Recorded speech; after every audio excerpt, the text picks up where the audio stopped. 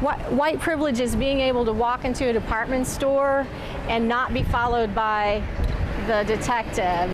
A friend of mine who's Asian American, she was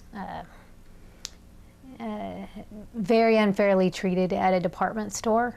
She was at a cosmetics counter, and she had bought something and it came with a free gift.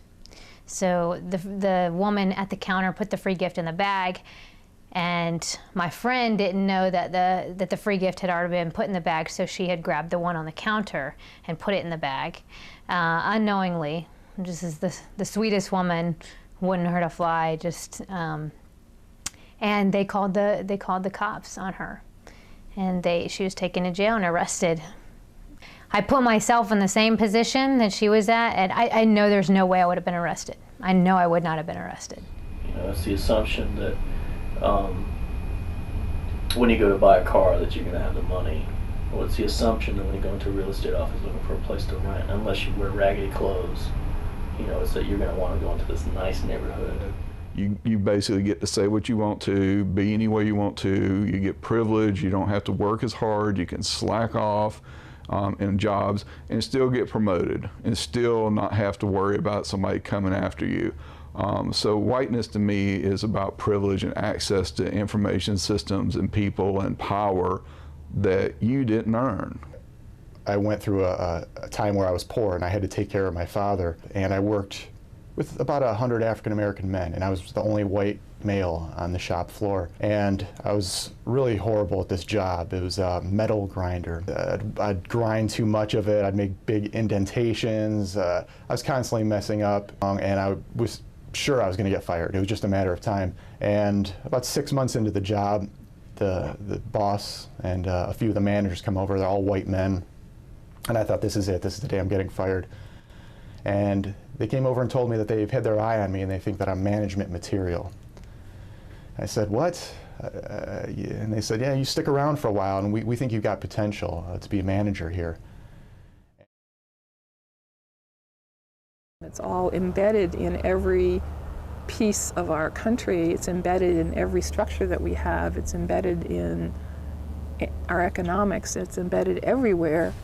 When I walk into a bank, or when I walk into anybody's neighborhood, or when I walk into anybody's store, that I'm acceptable, that I can go anywhere I want, and I'm seen as an acceptable person. And the reason I am acceptable is because I'm white. I remember when I was going to get my driver's license renewed for the first time. I really couldn't see very much without glasses. I didn't have any glasses with me. They had you go to one of these machines you look in and see like what letter it is and etc. I couldn't see any of it. I was one of the few white people there, and the guy behind the desk was this older white guy, and he just said, "Oh, don't worry about it. Go ahead." I was like, "Is he just letting everybody through?" And I saw that he wasn't, and I kind of was like, "Oh, okay." It's the ability to walk into the bank in Savannah when we were ready to build our house and borrow $100,000, and neither one of us were working. I mean, that to me, that is just so incredible that we could do that.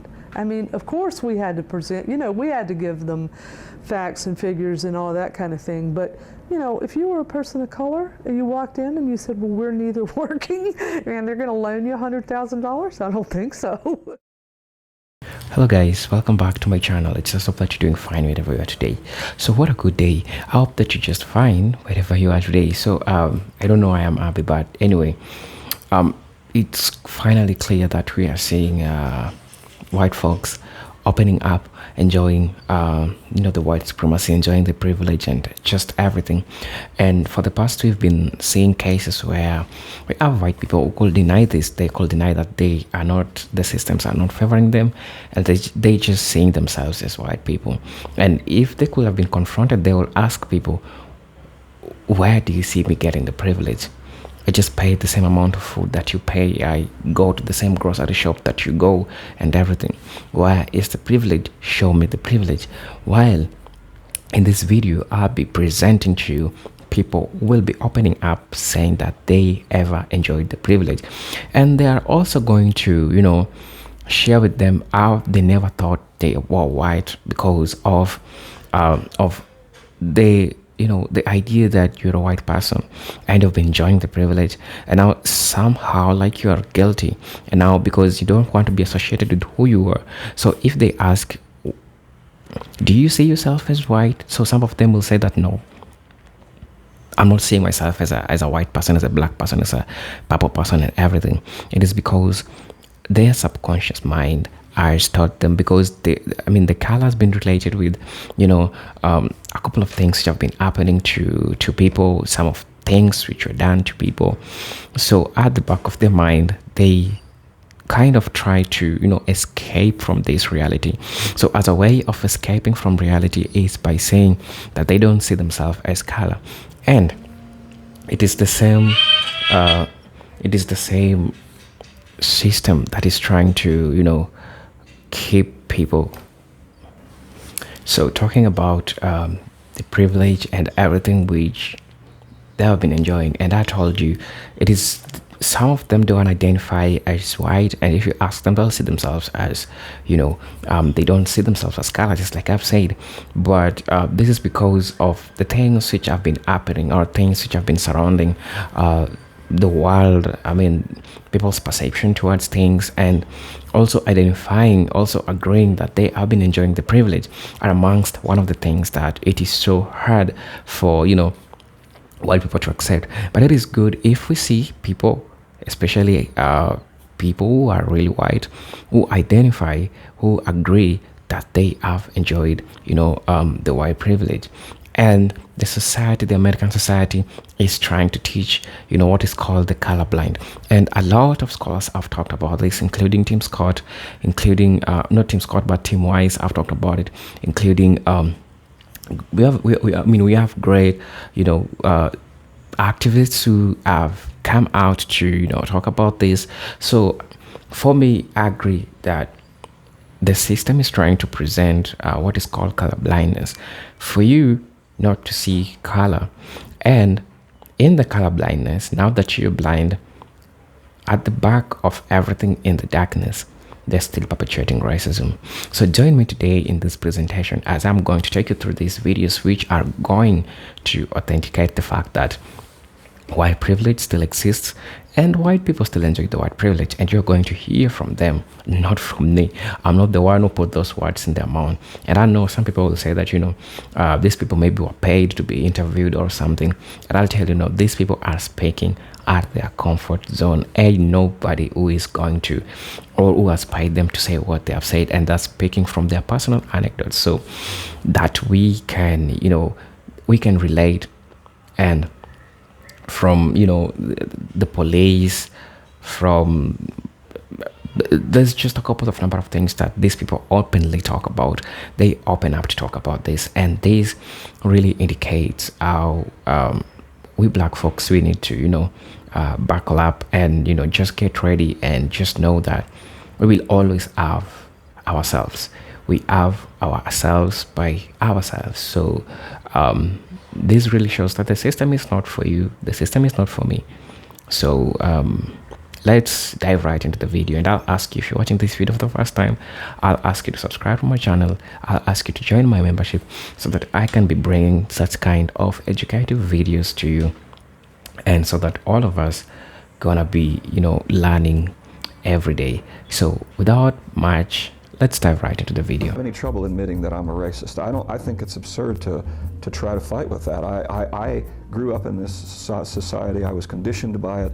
I think internally in my psyche, I have grounded and rooted those attitudes, and I see it in me all the time. I don't like being a white man, and that's where I still am and working on it, because I know what I've done, what people like me have done. Part of being white is just not in any way acknowledging what it means to be white. I have a white skin and that with that white skin comes along a whole mess of privileges that I have, and I don't ask for them, they just are there. You have started to break the code of silence a little bit when you start talking about white people and you start talking about this stuff. And you find yourself suddenly all alone.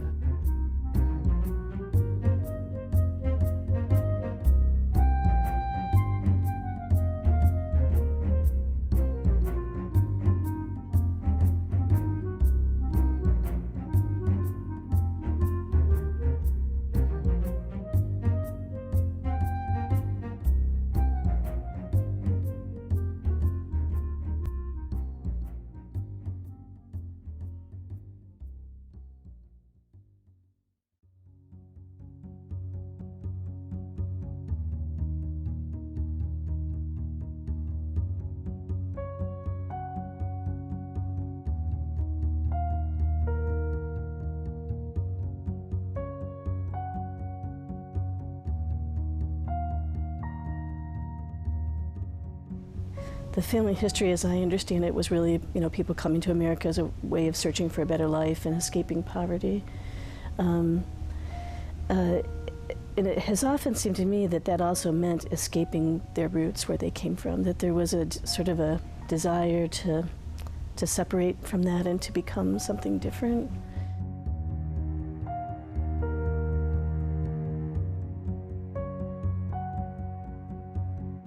That I have Scotch-Irish ancestry with a little bit of German. I'm European, and I came over 250 years ago. My ancestors are from England and Germany.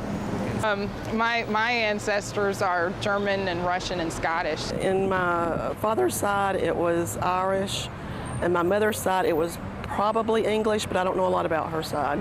I'm French Indian. I guess you'd say I got a little Cajun in me. Ireland. Ireland. So do you identify as Irish?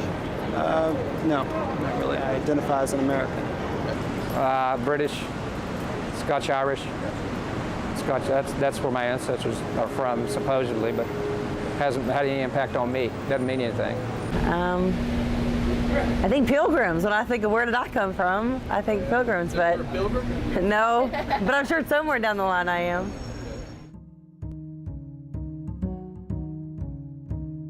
Because they were Irish, there was a lot of oppression, because they immigrated over from Ireland. So I thought a lot about what that was like for them as Irish people, but I never thought about what it was like for them and when they became white.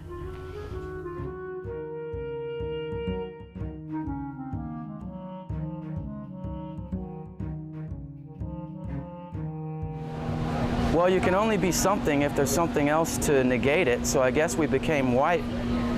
I guess we're white because there's a bunch of other races to set us off. So how did English people and German people get turned into white people? Came to America. By assimilation, by living, by living in the U.S. It's just the smorgasbord, I have no idea. I honestly have no idea. Do you know how they got turned into British and Scott people? How those people got turned into white people? No. Have you ever thought about that? I'm not a history buff. I think culture did that over time. It's like certain words that we use in our language are not our words. They're other nations, other words that come from other languages. How did the Irish get turned into white people then? That's a good question. I think a lot of it was early assimilation in the United States, a lot of European ethnics coming over, assimilating for a variety of reasons. Primary one being a desire to elevate their socioeconomic status. So to get jobs, to find places to live. A lot of the Europeans altered their last names to sound more mainstream. A lot of them changed the clothing that they wore, the foods they ate. So there was this, some might call it assimilation. I think of it more as Anglo-conformity, conforming to this kind of dominant white culture. But the reality is that those persons who are white and who are considered white and treated as such in this society, by virtue of being white and treated that way, have had to give up who they really were. If they were Russian American, my father's side of the family, grandfather's side, great-grandfather came here from Russia in 1910. He had to give up what it meant to be a Jew, a Russian Jew from Eastern Europe, to become an American, which really meant to become white. The Irish had to do the same thing. The Italians had to do the same thing. The Greeks had to do the same thing. All these European ethnics who were not white Anglo-Saxon Protestants had to give up their actual identities for the sake of whiteness. I really didn't think about being white, I'd say, growing up, because mainly I think because I was part of the majority and I maybe wasn't forced to think about it. Hello guys, I'm sorry for the interruption, but you ask yourself, why is it so hard for some white people to accept that they have been enjoying the white privilege? Why is it so hard for them to admit just this, that they are enjoying the white privilege? That's a question that I'll really have to ask. But with me here, I have a short presentation that will try to authenticate everything that I'm saying, and also gonna be doing a reaction mid the video so that we can all get to learn, all get to see what's really happening. So we've been saying the situation where white people yet don't accept that they have been enjoying the white privilege, right? So the first reason as to why that I have with me, the first reason as to why white people will not accept or will not admit that they are enjoying the white privilege is because of historical denial and education. So there is a historical denial, and I think I've tried to talk about this while introducing the video. So lack of awareness, as one amongst things which white people will always tell you, they are in the system and they are not aware that, this just makes them not to be aware of everything which is happening around them, and they think like everybody's just enjoying the same privileges they are enjoying. So many white people are not fully aware of the systemic nature of racism and how it has historically affected them. Educational systems, particularly in Western countries, often gloss over, downplay the brutal realities of colonization, slavery, and systemic racism. This lack of historical understanding can lead to, can lead to a limited awareness of how privilege operates. So since you're comfortable with the space that you are, it's so hard for you to recognize that these things is also affecting you, and your denial for this also makes you as part of the system, and this is what the system wants. It wants to turn you colorblind. It wants to make you not aware of everything which is happening to you. So the lie of meritocracy is also one thing that I want to talk about. The lie of meritocracy is amongst other things that I want to talk about in this channel. So Western societies, particularly in the United States, emphasizes individualism and the idea of meritocracy. The meritocracy is the idea that, if you work hard, you're going to get money. If you work hard, America is a free place. If you just work hard, you're going to make your money. Well, this is not the same, because we have systems which have been placed to, undermine, which have been placed to, to delay the growth of a black person, or to delay the growth of a marginalized group as compared to other groups of people who are also under the same system, but they are enjoying, just the same privilege, right? So you're being told that, if you work hard, you're being told that if you do this, you're being told that if you do that, that you're going to be great regardless of color, regardless of where you are. But this is not the same, This is not the same, because hard work itself is not enough for people who the systems are not for them.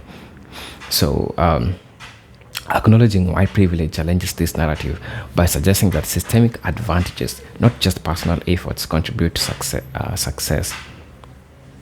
Personal efforts really can, but with the system, it's so hard for this to to become a possible thing. It's so hard for this to just happen. So the narrative of meritocracy are amongst other things that makes also white people to deny of the white privilege, because you're being told that everyone works hard. I worked hard, I worked my ass off to get these, so you're not gonna tell me that this is a privilege. That's how they'll tell you, right? So because of the narrative of meritocracy, without knowing that meritocracy doesn't work for everyone. We've seen cases of black people who have achieved accolades and still are jobless and still couldn't get the, anything that they ever wanted, but other people got what they really wanted, even with the lower achievement of, entry points in regardless of anything that you want to do. So amongst other things that we really talked about. So let's continue watching the video.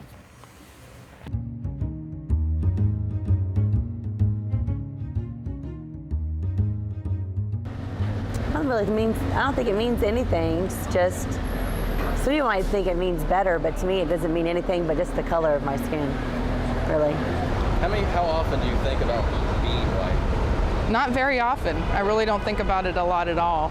Hardly ever. It's just me. Racially, do you see yourself as a white person? No, I see myself as a person. So do you ever think about being a white person? No. Probably not very often. Not really. Sometimes I got a lot of black friends. Sometimes we make jokes about it and everything, but not really.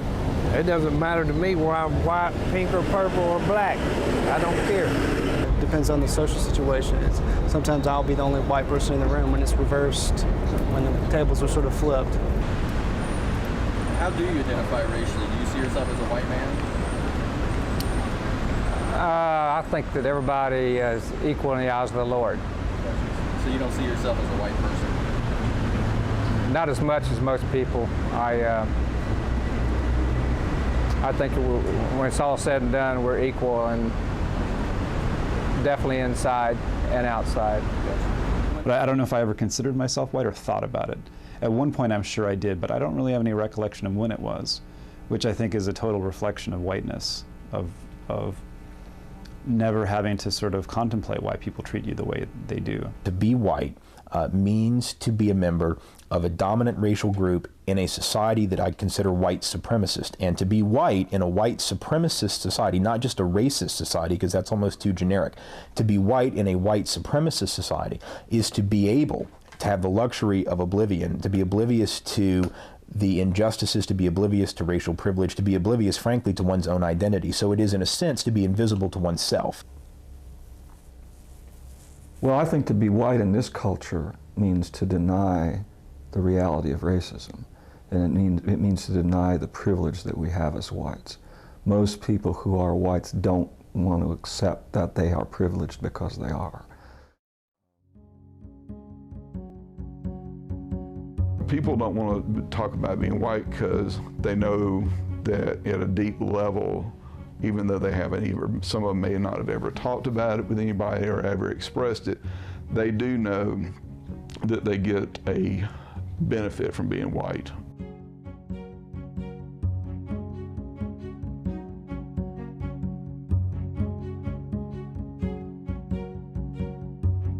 If you're white in this country, there's certain advantages that come your way, and it doesn't really matter whether you want to or not, or whether you're in touch with it or not. Now I know there are privileges that I enjoy simply because I'm white. Every minute of my life, I'm aware of my white privilege, of the fact that I have a white skin, and that with that white skin comes along a whole mess of privileges that I have, and I don't ask for them, they just are there. There are things that come to me, that belong to me, that I'm given and that I expect just because I'm white, that I never wonder about, ask about, discuss. And that's the power of it, is that the privilege of expecting that I'm going to go to good schools and that I'm going to have choices no matter what, that there will always be a choice that will be probably pretty reasonable, that will work out pretty well for me. To me, it's about privilege. A lot of people get to walk around thinking that we live in a meritocracy and thinking that their own hard work is the only thing that's, responsible for their achievements. I think that it means, it has, and I think that it shapes everything. White privilege is probably the freedom to move through the world fearlessly in a way that black people cannot move through the world. That you can take advantage of opportunities with much less fear and an assumption that you'll be treated equally with all other white people. Part of it is not having to even think about it. And so in a way, it's sort of like the privilege of having that space in your mind free to think about other things and be concerned about other things. So it's not even having to think about race is part of the privilege.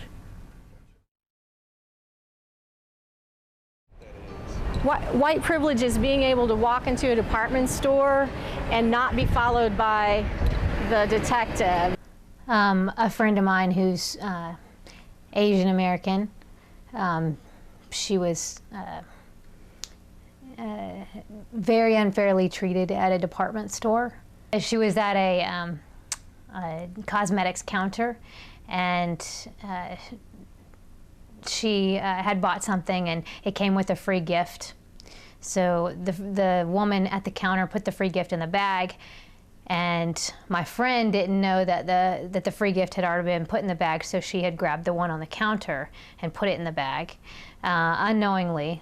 Just as the sweetest woman, wouldn't hurt a fly. Just and they called the cops on her, and she was taken to jail and arrested. I put myself in the same position that she was at, and I know there's no way I would have been arrested. I know I would not have been arrested. It's the assumption that when you go to buy a car that you're going to have the money. Or it's the assumption that when you go into a real estate office looking for a place to rent, unless you wear raggedy clothes, it's that you're going to want to go into this nice neighborhood. You basically get to say what you want to, be any way you want to. You get privilege. You don't have to work as hard. You can slack off in jobs and still get promoted and still not have to worry about somebody coming after you. So whiteness to me is about privilege and access to information systems and people and power that you didn't earn. I went through a time where I was poor and I had to take care of my father, and I worked with about 100 African American men, and I was the only white male on the shop floor. And I was really horrible at this job. It was a metal grinder. I'd grind too much of it. I'd make big indentations. I was constantly messing up, and I was sure I was going to get fired. It was just a matter of time. And about 6 months into the job, the boss and a few of the managers come over. They're all white men. And I thought, this is it. This is the day I'm getting fired. And they came over and told me that they've had their eye on me and they think that I'm management material. I said, what? And they said, yeah, you stick around for a while and we think you've got potential to be a manager here. Another thing that I've been talking about is, cognitive dissonance in this channel. And when you talk about cognitive dissonance, generally referring to white people, I know thin line between these two. So psychological defense mechanism, as one of the things that makes really so hard for white people to accept that they are enjoying the privilege, So cognitive dissonance, admitting to white privilege can create cognitive dissonance, which is the mental discomfort experience while holding to conflicting beliefs. For example, a white person might believe they have earned everything they have through hard work, but acknowledging privilege challenges this belief and can lead to discomfort of denial. Once you're just having the internal conflict between you, you're saying that, I've achieved all this through my sweat, and somebody's going to come and tell me that this is because of the system. So this makes them out in the cognitive dissonance. Like they try to not believe that there is something like, there is something like white privilege. So they won't believe that this is true. They'll just believe that this has been my hard work because of the invisible systems which are there, which makes them not see it. So in this process, they suffer from a psychological phenomena called the cognitive dissonance, where you're getting yourself conflicted, right? Because the systems themselves are invisible. So if you can't see the systems which are making you have these advantages over other people. You might be working in the same place, getting the same amount of money, but it is with you, with age, to get the same amount of money that a black person is getting. But it's so not same with the age of, you know, it's not same with age for a black person to get the same amount of money that you're getting, right? So this is tied to guilt and shame, you know. Admitting to white privilege can evoke feelings of guilt and shame, particularly if a person begins to recognize the ways they have benefited from a system that disadvantages others. This can be emotionally overwhelming and lead to defensiveness or rejection of the concept. And this is true, you know. So if you really know that you have gotten some level of advantage because of, you know, who you are, because of, you know, and somebody confronts you and tells you that, have you ever advantaged? Do you ever see yourself getting some advantages that other group of people don't get? So definitely, because of guilt or shame, you won't agree, you won't accept this, you won't, you know, just say that, you know, it is true. But at the back of your mind, you really know the truth, and this really happens. You know what I'm saying? This really happens. So because of the guilt and shame of accepting this, because historically we know a lot of things have happened to minority groups. We're not talking about minority groups, I'm referring to, you know, black people in the United States. So those are amongst other things that, you know, really makes it hard for white folks to accept that something like this really happens, right? You know. So let's continue watching the video. It's all embedded in every piece of our country. It's embedded in every structure that we have. It's embedded in our economics. It's embedded everywhere. When I walk into a bank, or when I walk into anybody's neighborhood, or when I walk into anybody's store, that I'm acceptable, that I can go anywhere I want, and I'm seen as an acceptable person. And the reason I am acceptable is because I'm white. I remember when I was going to get my driver's license renewed for the first time. I really couldn't see very much without glasses. I didn't have any glasses with me. They had you go to one of these machines you look in and, you know, see like what letter it is and etc. I couldn't see any of it. You know? I was one of the few white people there. And the guy behind the desk was this older white guy. And he just said, "Oh, don't worry about it, go ahead." I was like, is he just letting everybody through? And I saw that he wasn't. And I kind of was like, oh, okay. It's the ability to walk into the bank in Savannah when we were ready to build our house and borrow $100,000, and neither one of us were working. I mean, that to me, that is just so incredible that we could do that. I mean, of course we had to present, you know, we had to give them facts and figures and all that kind of thing, but you know, if you were a person of color and you walked in and you said, well, we're neither working and they're going to loan you $100,000, I don't think so. Oh, simple things. I mean, from everything from the ease of getting a bank loan to knowing that I can drive just about anywhere in this city and not get stopped because of my color by the police. When I drive down the road and I get pulled over by a police officer, it's probably because either I've broken the law or I'm getting a flat tire and the police officer's going to tell me I'm getting a flat tire. Well, when I get pulled over, I don't get tickets, you know. I'm a white woman, middle class, in a minivan. I get pulled over all the time for speeding. And it's almost become a joke. And then, you know, the police officers apologized to me for pulling me over, you know. And I know if I was a person of color, you know, that wouldn't happen, you know. I know that I would be pulled over a lot more if I was a person of color because I speed every day. And so I get stopped, they look at my license, and then they let me go, you know. I've experienced whiteness on the 3 occasions that I've been pulled over by law enforcement driving a car. One time I ran a red light, it was turning red, right? Another time I was speeding, and another time I had a headlight out. And every single time I got off with a warning. I never got a ticket for any of those things. It was privilege and whiteness, therefore, that helped get me off. And I think for the average person, it would be whiteness that would allow me not to even have to think about why.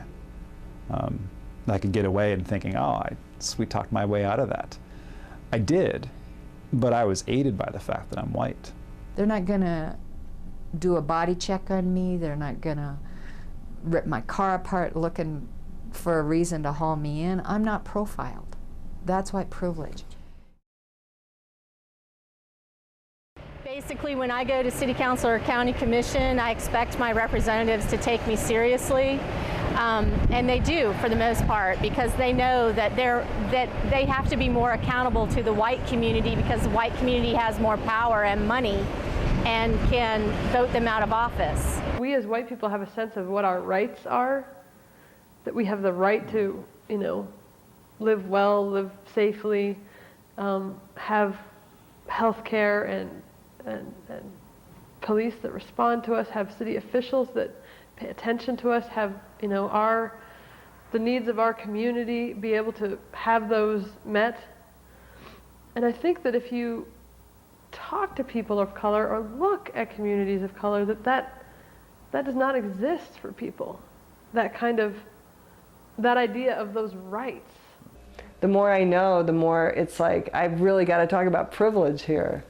Even though, I faced a lot of shit in my life. I really had all this stuff happen, but I still had whiteness in a way that's given me all this stuff.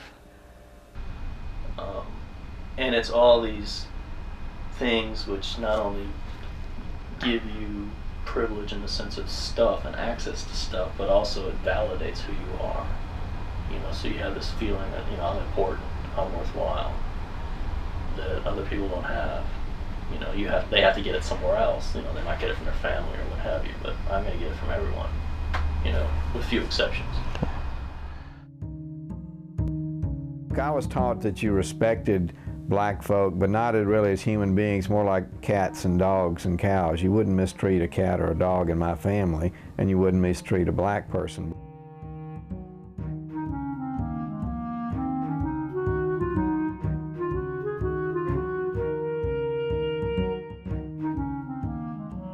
I don't have any trouble admitting that I'm a racist. I think it's absurd to try to fight with that. I grew up in this society. I was conditioned by it. I think internally in my psyche I've grounded and rooted those attitudes, and I see it in me all the time. I'm always dealing with it. I don't think that makes me a bad person. I don't think that means that I've grounded in original sin or anything. It just means I've been well indoctrinated. But it does also call me to do something about it. I consider myself somebody who does racist things and acts on the racism I have within me because of the context of the world in which I grew up and live in. For me individually is to recognize and acknowledge that I have the power of race in me, and that I'm going to be, I don't believe I'll ever have a time when I look at anybody and don't see their racial classification first. Oh, I hate to admit it, but I still have thoughts that I'm smarter than some black people just because of skin color. I'm sorry, but that still crosses my mind.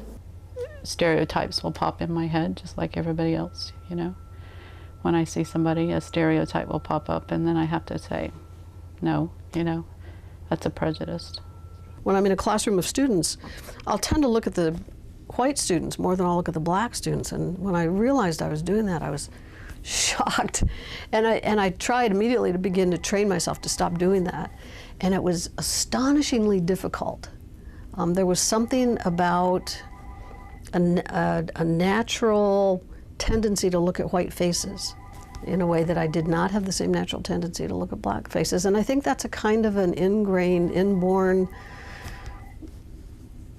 racism, is all I can think of it as. I remember I was talking with a young man named Sylvester, and he was saying, "You're racist." And I'm going, "I'm not." He's going, "You are." "I'm not." We went back and forth like that for a while. And then I had to go get refreshments, so I said, "Hold on." And I went upstairs, and my mother turned to me and she said, "Get a grip on yourself. You're a white young girl, you've grown up in the racist society, you're racist, deal with it, move on." But that was an amazing gift that my mother gave me, because it allowed me to turn all of my defensiveness about it into, oh, well, maybe I am. Hello guys, welcome back to the channel. I just hope that you're doing fine wherever you are today. No, you are already here. So the third point that you are talking about, we were talking about social and cultural pressures, you know. So this still is tied with the cognitive dissonance, because for the longest time you've known your culture to be of, you know, higher class, and you don't allow that it is because of, you know, some advantages that you're getting that other people are not getting. So fear of losing status. Acknowledging white privilege can be seen as a threat to one's social status or identity. Some white people may fear that admitting to privilege means losing their perceived advantages, or they will be unfairly blamed for systemic issues they did not personally create. So amongst other things, because this is the reason why they deny that they are not enjoying the system. It is because of they fear losing their status or fear losing who they really are, and saying to themselves the shame that will come with the fact that, you know, I haven't achieved this really hard worked, but it is because of the system that has been created, or the system, the invisible systems that have been put to, you know, make you have some advantages over other people, you know. So in the same line, I would also like to talk about, you know, peer and cultural influence, you know. So social circles, family beliefs, and broader cultural narratives can, you know, reinforce resistance to acknowledge the white privilege. If someone is surrounded by people who deny or downplay racial inequalities, they may be less likely to challenge these views. It just starts within our family, you know, where we come from, where we wake up in the morning, the people that we talk about. So these people collectively, they affect how we feel, how we think about everything which is happening around us. So if you're in a group of people that always beat their chest and say that, you know, me, I don't recognize nothing like, you know, I don't recognize something like white privilege, I'm not getting any advantage, I've never, you know, I'm always being stopped by police on the car, you know, it is not just black people. So when you grow up in certain kind of places, you also develop this type of, you know, resentment, you know. So when you develop this resentment, you may be likely to accept that you are definitely enjoying the white privilege. Ain't no way you'll agree that you're enjoying that, right? So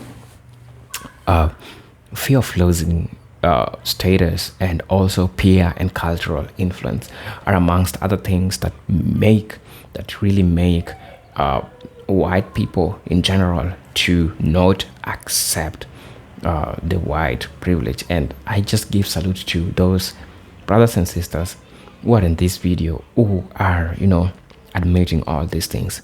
So let's continue watching the video. Racism and prejudice are very different things.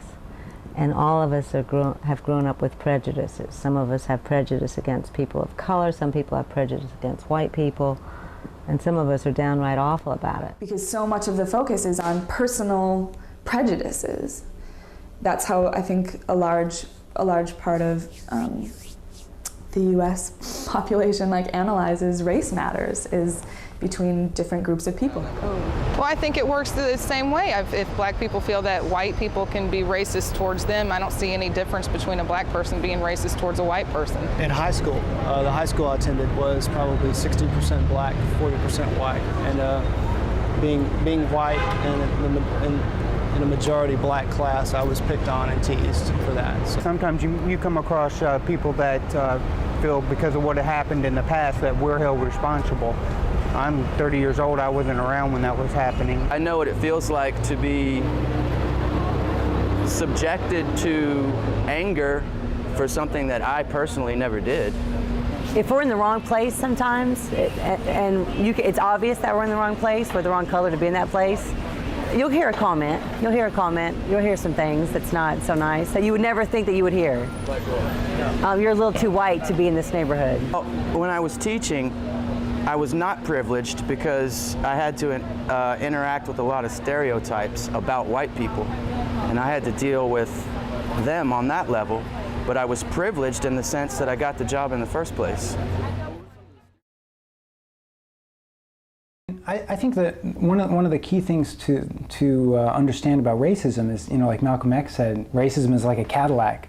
There's a new model every year, and it's racism is a dynamic social construction, so it's always changing, it's always mutating. So people that say, well, there's no racism anymore, they're referring to racism as it existed in 1950 or 1920 or 1910. Racism permeates every aspect of our society, and it's made a world that we live in that's very unequal. It isn't what you personally did or did not do, and I think that's such a hard leap for white people to make. Is like, it isn't something that I personally did, but it's something I personally have to work against. It ain't just a matter of who I am as a person or what I think or feel about other people. I think there's a hierarchy in our country that's based very clearly on skin color and on people's perceptions of what race you're in. And white are at the top and black are at the bottom, and Asian and Native American and people of sort of light brown hue are in the middle, and Latinos are down, and then blacks are at the bottom.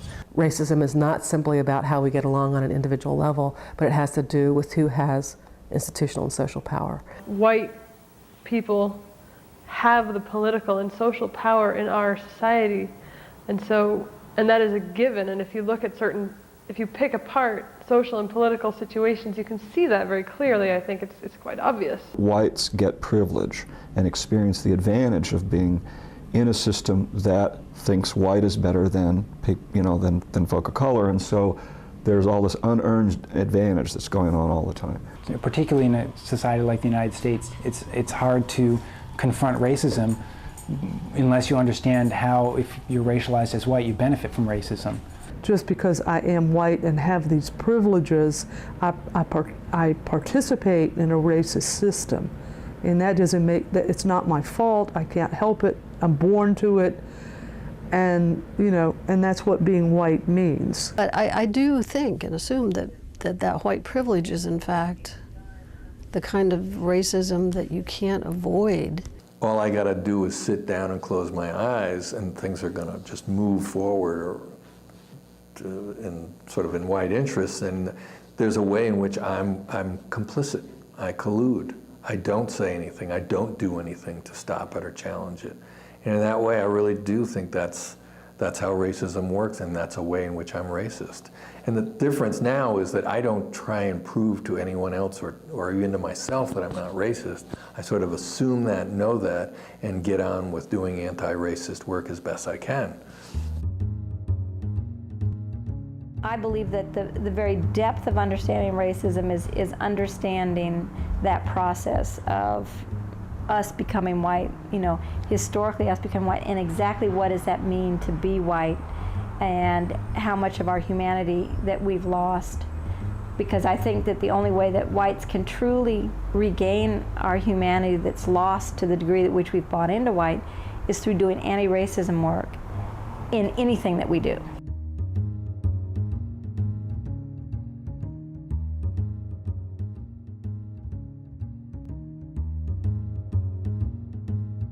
Like a lot of people, you start to learn exactly how messed up our society is in terms of racial disparity, and you realize that you're in the privileged class, and especially for me, being a queer feminist woman, I in no way wanted to identify myself with an oppressor society, an oppressor group, and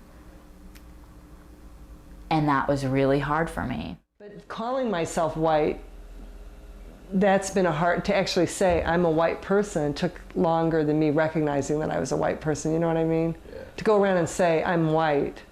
Yeah. Get comfortable with it. Right, with that. Like I was aware that I was white, through this whole process, but it's, it's been a process of being able to say all the time, I'm a white feminist.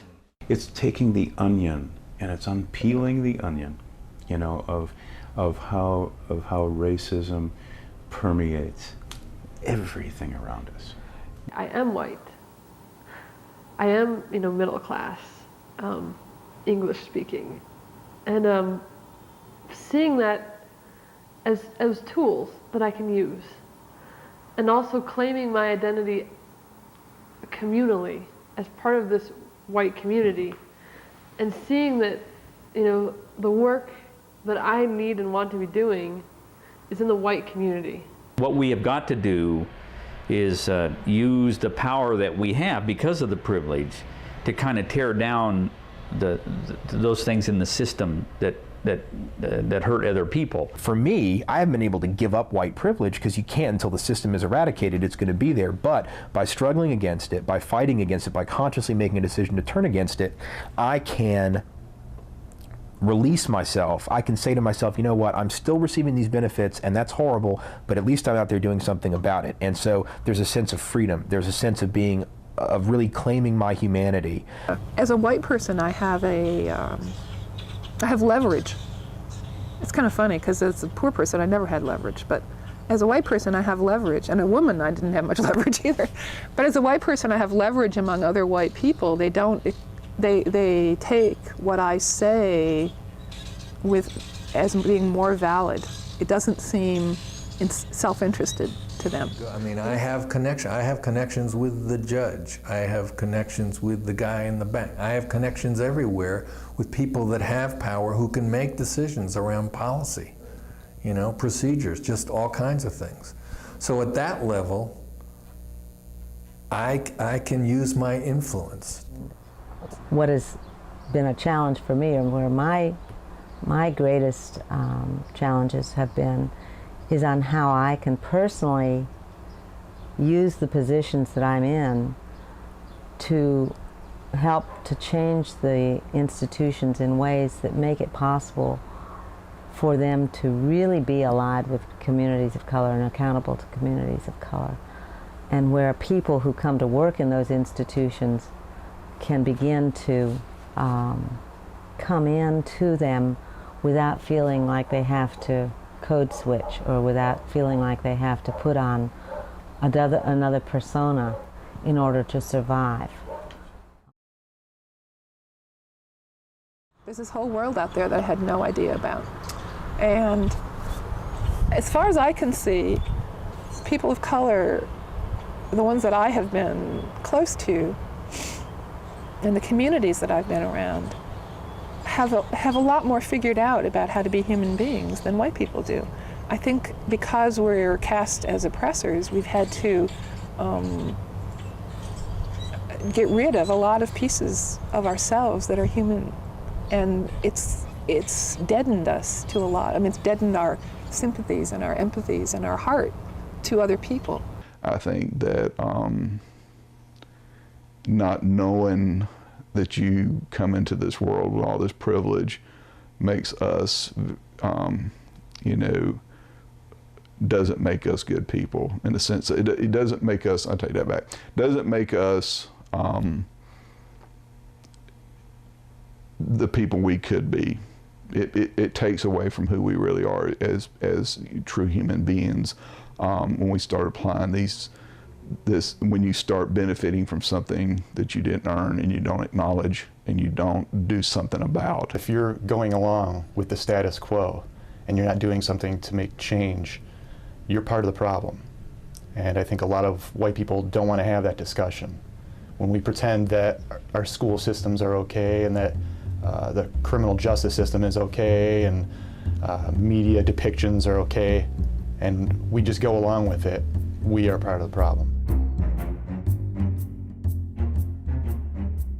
If I do nothing in this world, because it is set up for me and mine, and because the systems operate for my benefit, then I am perpetuating that system. I am letting it. You know, amongst other things that I would like to talk about is societal shifts and backlash, resistance to change. Societal shifts that challenge long-standing norms often spark in backlash. As a discussion about race and privilege have become more prominent, you know, there have been an occurrent rise, and we've seen people talk about this. We have movements that have talked about this, about, you know, the societal shifts and the backlash that white people are really getting towards everything that really happened and things which are still happening.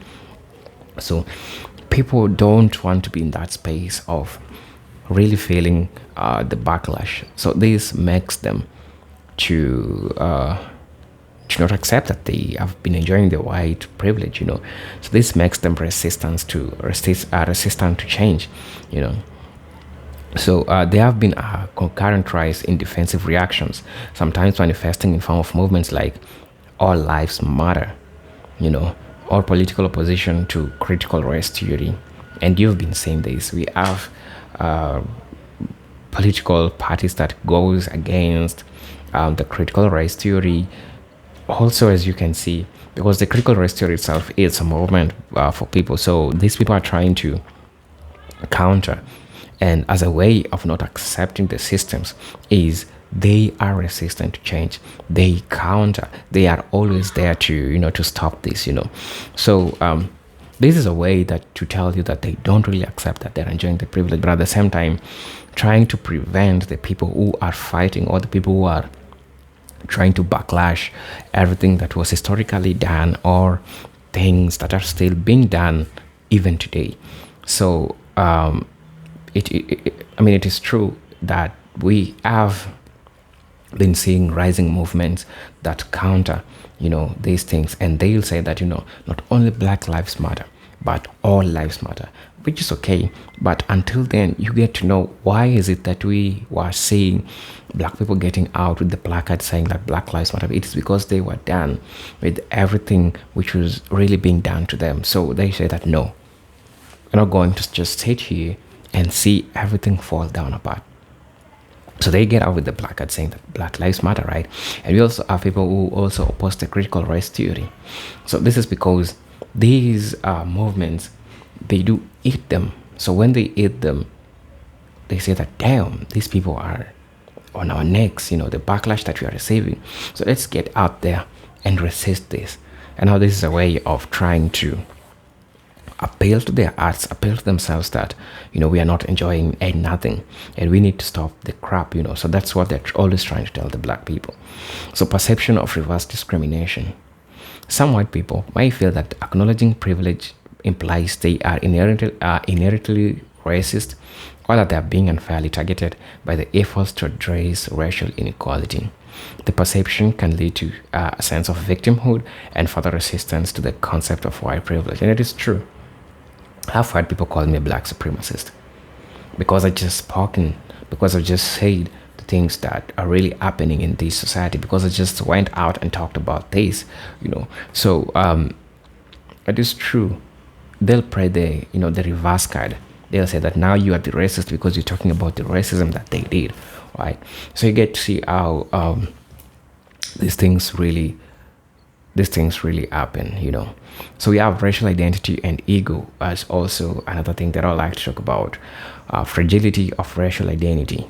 The concept of white fragility. Something that this professor called Robin DiAngelo talked about this, and if you haven't watched it, it's in my channel. Just gotta go and check it out and see what he said. So it refers to the defensiveness that some white people exhibit when they racially identify is challenged. The fragility can manifest as anger, denial, or withdrawal when discussing issues of race and privilege. So amongst other things that are really happening, I would like to talk about power dynamics and control.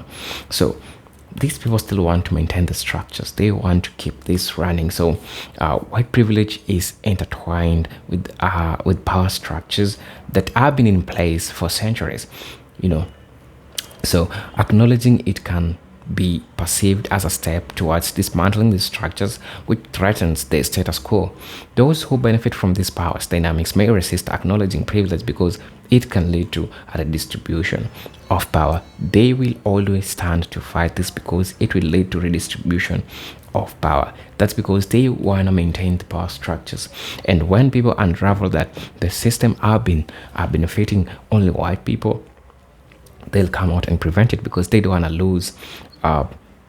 They don't want to lose everything that it came with. They don't want to lose the advantages that it holds with them, right?